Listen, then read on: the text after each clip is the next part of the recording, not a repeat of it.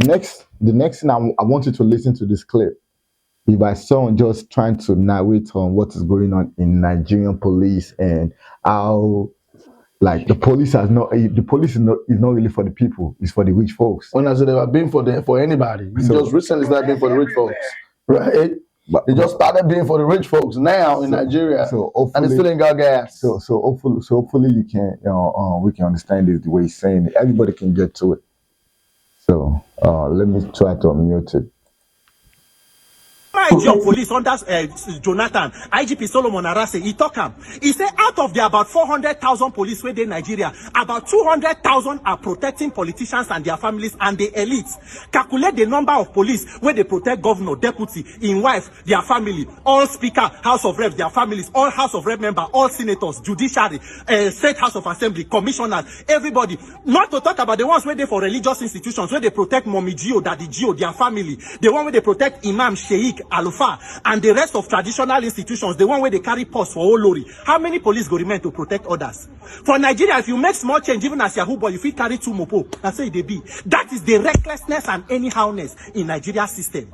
Tomorrow they go say, may they call army to come. How many be army? What is their welfare? Nigerian military is actively in work in the 36 states of Nigeria, including FCT. And Nigeria know they fight war with any other country. People are living in internally displaced people camps in this country in their thousands. Even in Abuja, yet Nigeria know they fight war with another country. Nigerians, we must wake up. Nigerians, to put value on our lives, it depends on us. Now, the same value where we want to see, now we must demand for. We must demand for the kind of value and dignity that should be accrued to a human life. Every day, slaughter human being, and everybody just they move on. Tomorrow, those of you will be Yoruba Ronu because you think the president from your place, you want to come do ethnic bigotry. I pity you. You are amongst men most miserable. Go ask people of Katsina State. 8 years of shouting, say Baba, how far? How many they carry for Funtua local government? You should know that today's victims were yesterday's survivors. Tomorrow's victims will be today's survivors. The dead can no longer die. The next set of people will go die when Nigeria go happen to, it will be from the living. May your own life not become statistics of data of banditry and kidnapper before you receive sense and courage to demand for a better country to protect everybody instead of supporting evil and injustice. May God protect the life of the living. Grant rest to the dead and give the living wisdom to act in our own interest. God bless Nigeria. My name is Peter for Nigeria. What do you think about that? He said some shit. I agree with you, man. You said, from what I heard, that 400,000 police and 200,000 of them are taking care of them. So you did hear that. I thought I did not hear it right. So I did hear it right. Okay. 50% of the police force. Now he's exaggerating. It might be a little bit more, but hey, nobody wants. Okay, so now here's the thing. I was born and raised in Nigeria. I spent 30 years of my life in Nigeria before I came to the United States. Fast. Now I've been in the United States exactly about 13 years, give or take. Now, Nigerian police is not the average Nigerian policeman in 2025. If I had to exaggerate, like Ade, you're lying. The average Nigerian policeman will probably make 300K a month. Do you think he'll make? No, that's a lot of money, bro. I'm exaggerating. He would definitely make 150K a month. Right. If that. Right. Do you know what 150K a month is? I will explain. I'll break it down. That is $100 US a month. Right. $100 a month. When I was, story for another day. But $150,000 a month. What does that? And they don't even make $150,000 a month. I bet it. Maybe the commissioner, the senior police, the IG. Let's give them $150,000 a month. Let's give the lowest 100. That's $100 a month. Abi? Right. It's my math on point. You on point. Yeah, 100 times, because $1 right now is equivalent to 1,500 naira. So 1,500 times 100 is equal to 150K. Right. And if you are making 150K in Nigeria right this moment, 2025, you don't really, in Nigeria, you don't have mortgages. If you are making all that a month, you're living okay. No. Continue. Back to the police boy though. I agree with the man. There's just no reason for it just makes no sense. If they increase Nigerian police salary, it will give them reason to be diversified and know that they have to. If you call Nigerian police now, hey, there's people robbing here, they are doing they will ask you that are they using guns?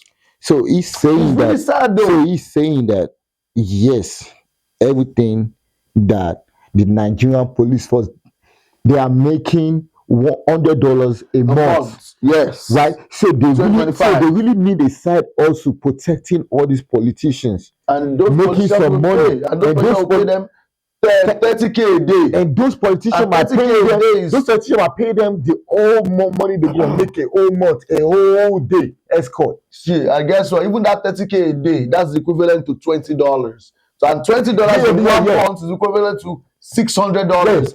And that's 900K a month. I don't think the politician will go pay 20K, man. Stop. That's what I'm even saying though. They probably gonna give them like 30K a day. When we say every 20K, day. when we say 20K, we mean like $20. We mean like That's 30K though. Yeah. $20 is 30K. Yeah, when we- in 1 month, that's 900,000 naira. right. You're a big boy in the Nigeria police, 900K. So So they're living in somebody's house. so do the math then. Do the math for the people. Look at the camera and do the math. Okay, on that note, if the politician is protecting, is giving him low $20 a day, which is equivalent to 30,000 naira a day. Now 30 days a month, that is 30K times 30, 900,000 naira. Now break it down, divided by 100. Remember the math. $1 is 1,500. 900K divided by 1,500 is equivalent to what? $600 in 2025. So he's making $600 just escorts for protecting these politicians. Nobody in America will work $600 a month every 2 weeks. So his salary is $100. So they need that. They need that side also. Making $600 on the side. They go. Bro, I mean, Bro, I appreciate you for breaking it down. This is a breakdown, because you have to understand everything still boils down to the economy. All these people got families; they got to go feed at home. Yeah. So it's like, yeah, you got the politician, but they that is how they get paid, though. Now he's talking about the soldiers. He's talking about Nigerian military. He said they are actively working on the ground, but Nigeria is not at war. What do you feel about What that? can they do on the ground? What does that fucking mean? You see what I'm saying? He said they are actively working on the ground, but they are not at war. So which means that they are just protecting random people. They're protecting themselves. That's robbing Nigeria's treasury. But how, Making Nigeria look terrible. So Nigeria is not at war. There's no civil war, no revolution happening right now. Nothing. Zero. But y'all got 400,000 police. Shit, that's what he said. That's what he said. And 200,000 is protecting escort service for the rich folk, politician, and everybody. Bro, I feel like, okay, it's either the numbers are off, something is completely wrong here. Because if you're not in a time of war, I mean, what's the total population of Nigeria? Do we know? Over 20 million. 25, 22 million or something. Nigerian police is probably right. 400 officers. All right, so that's 220. Yeah, 227 million people in Nigeria. Well, this was as of 2023 though. Yeah, as of 2023, there was 228 million people in Nigeria. Wow. And you're telling me 400,000 of them are police. Police officers. And half of them only protect government, what do you call it? Politician and government official and rich How folk. crazy is that? And niggas that got money. Yeah, what percentage of the population is? But anyways, I get it. But you guys are not in time of war. You guys have nothing that's really going on. Let me ask you a question, man. Nigeria, you guys are everywhere. They don't have a better idea, better way of spending money, making things happen, versus just, I mean, I imagine your guys' economy got to be pretty decent, no? I usually compare Nigeria to the story of Moses. Moses in the Bible. Woo! Yeah, Moses came from a very, very good family, but then because they were killing the firstborns, he had to hustle in the river and found himself at the palace. Look at Nigeria. Nigeria is a country rich in petroleum. We have bad governance. They fucked it up. Excuse my French. They effed it all up.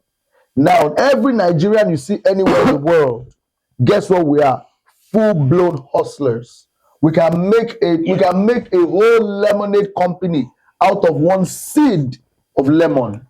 It's just how we are. We don't play with education. We don't play with, we cook, we dance, we have fun, we work harder, we get education. We get to the bag. We know it's all we got. Yeah, education is all we got. Right. So we hustle. We go check out all the skits on Instagram. They are all by Nigerians. All of them. We do what we got to do. So for a group of people to be so prominent, and you guys are exporting gas, effectively, you guys are exporting energy. My nigga, my guy, there's nothing more important than energy.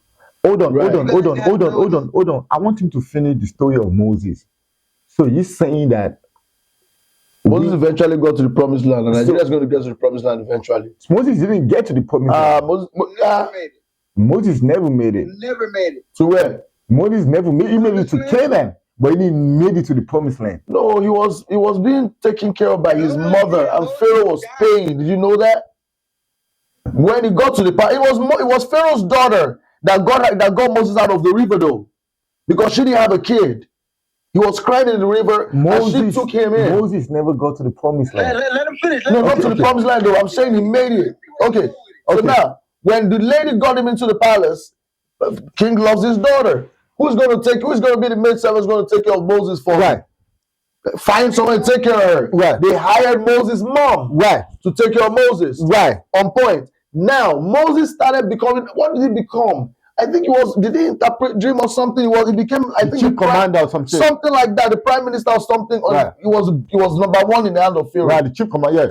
And he was the one who brought all the plagues onto Egypt because he didn't let the people go. Yeah, he was one who parted the Red Sea. He was the big kahuna. He was chief commander. He was the boss. Yeah. Yeah. Nigeria is still going to be that way. Nigeria is a country that, hey, I was just looking at the early stages of Moses' life. Right. Not to all the way till the end. I was talking about the water. Okay. All we're saying is Moses didn't make it to the promised land. Moses is a different breed now. It's a different timeline. The promised land is what God promised to Abraham, what he promised to Isaac. Okay? If you read earlier in the Bible, in the first few books, they always say, "Oh, the promise that I made to your father, the promise that I made to Abraham, the promise that I made to Isaac." He would get them to the promised land. That wasn't the promised land. That was Pharaoh's land. When his mother came and took care of him and lived amongst those people. That wasn't where he wanted to end up. Moses died wandering in the desert. Right. He never made it to the promised land. He made it. I still know for a fact, regardless, it's always going to be God first. If we can get closer to God, we're going to be all right. Whole generation didn't make it. 40 years.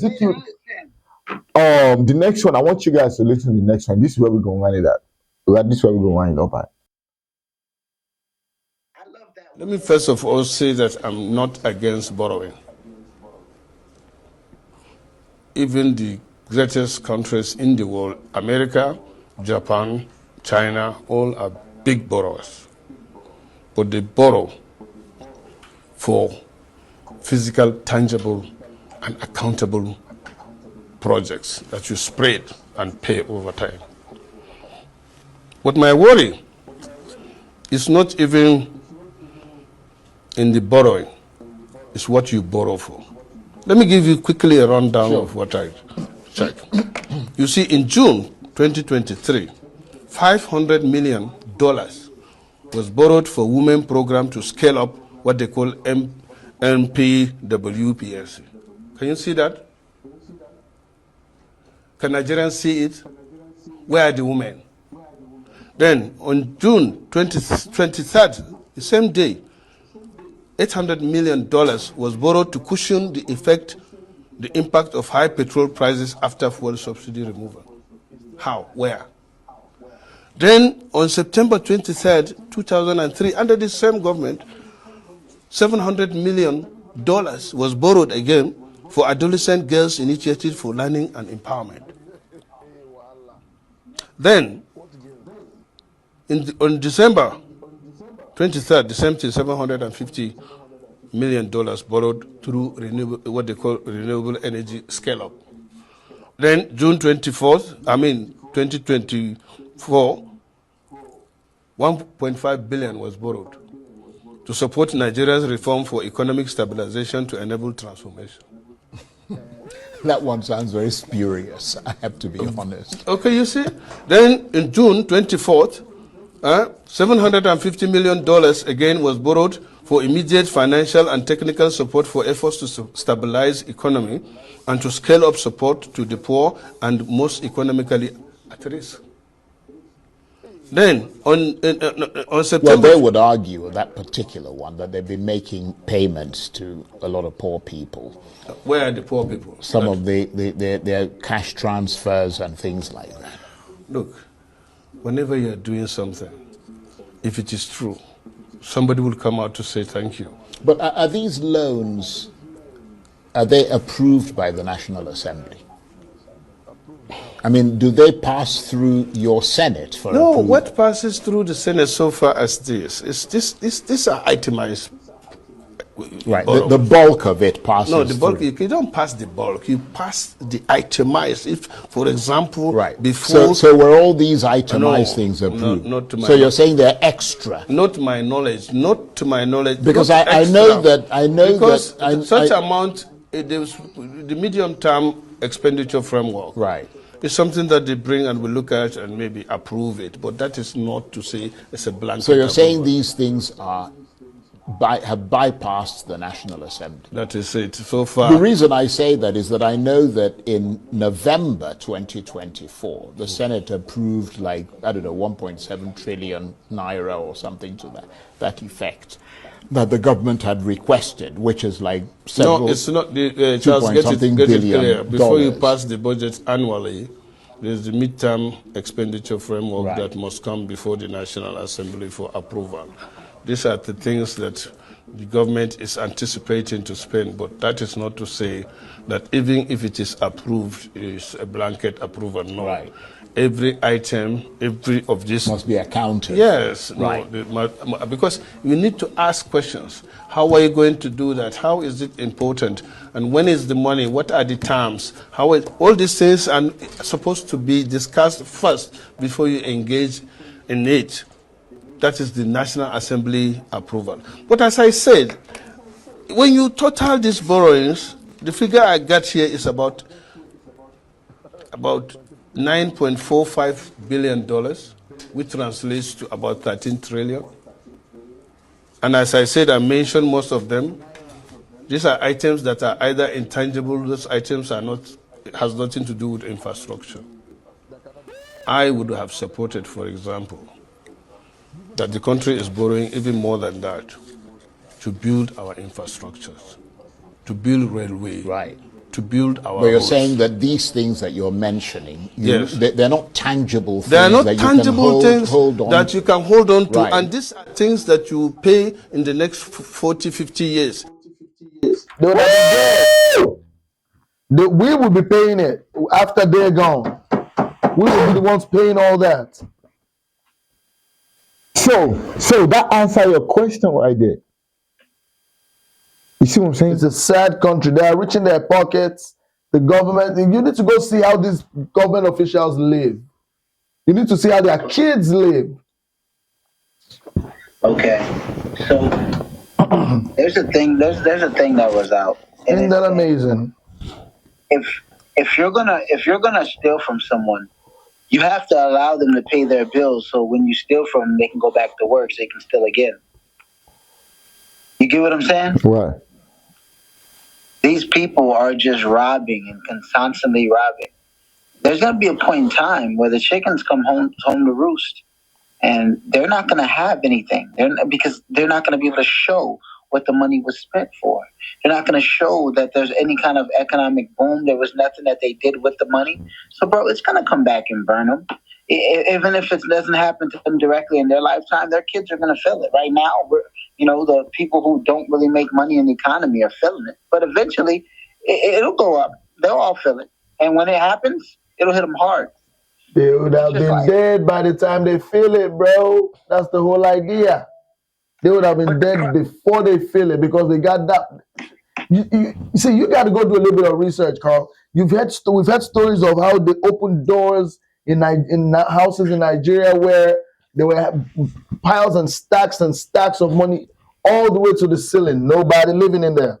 There have been stories of, okay, this person stole some money. The person said, okay, yeah, I did not steal it. I took it to my house to keep it. But guess what happened to it? A snake swallowed all the money. Yeah, they become billions of naira. like that. Stupid stories like Nigerians are stupid people. Yeah.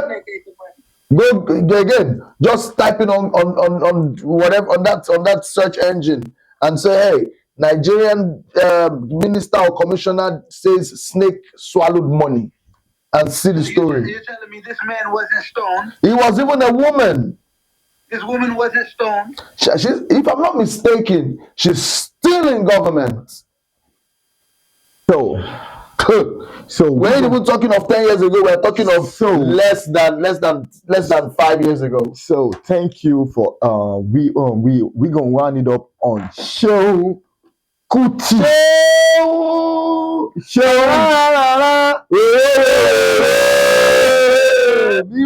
We gonna round it up on show Kuti. Yep. It's coming down to Florida, May the 2nd. He's actually doing American Orlando. tour. Oh wow. He's doing American tour. So we just get to experience him on the 2nd of May. Oh, it's 2nd of May in Orlando. I'm gonna be there. You gonna be there? I'm gonna be there. My boy. We gotta be there. iTraffic podcast is gonna be there. We're gonna be representing. So I gotta see you, man. You know we come from the same hood. We play soccer. Right. We play soccer together. We play soccer together. We got pictures together, bro. If you remember, wow. Yeah, me and Shankudi got pictures together. I still love going to the shrine. It's a good time. I'm in Nigeria, though. And I talked to your main man. I talked to Shank. You know, Shank is one of your main men. I talked to Shank. So you know, we gonna be there. We're gonna be there. Sean Kuti, we love you, man. You know, you like a big homie to me. With the like Egypt 80 band. You feel me? The original Egypt 80 band. The original Egypt 80 band. Man, that's amazing. Hey, Carl, you gotta come out too. This nigga is coming to Orlando. Just one day. Just one day. Yeah, just one day. So iTraffic is gonna be there. Shank is gonna be there. Dolly P is gonna be there. We all gonna be there. We go talk Friday, and I want you to come out too. And this is the pioneer of Afrobeat. Yeah, the pioneer of Afrobeat. Yeah, his father was the king of the founder and founder of Afrobeat. Burna Boy grew up under him. Yeah, Burna Boy's mom grew up on. Yeah, she was with Fela Anikulapo Kuti. Femi Kuti is his son. Seun Kuti is his son. Right. Yeah, those people right there. Burna Boy, I say it in my chest. Burna Boy grew up under Fela Kuti. Fela Kuti was the king of Afrobeat. He said it. Burna Boy said it. Even his mom too. Everybody said it. They had to, his mom, I think they playing in Fela's band or the managed Fela or some shit. Somewhere around there. Something like that. Burna Boy was a small boy that time. So Sean is going to be in Orlando, Florida. So we're going to be there. iTraffic is going to be there. Domingo is going to be there. And of course, Dolly P is going to be there. And you, Carl, you know, Mondesir, my very good brother. I needed to be there. So it's very good to see you. Well, it's May the 2nd in Orlando. May the 2nd. You already know now. iTraffic already alerted you. You're going to get an email. You're going to get a flag. You're going to get a notification. You're going to get everything. Right. That's it, right? Right. Everything. All right, hey, iTraffic signing out. Right, God bless y'all, man. Nigeria to the world. I'm proud to be Nigerian. We love y'all. iTraffic signing out. One. Along one in the building. Along what at is.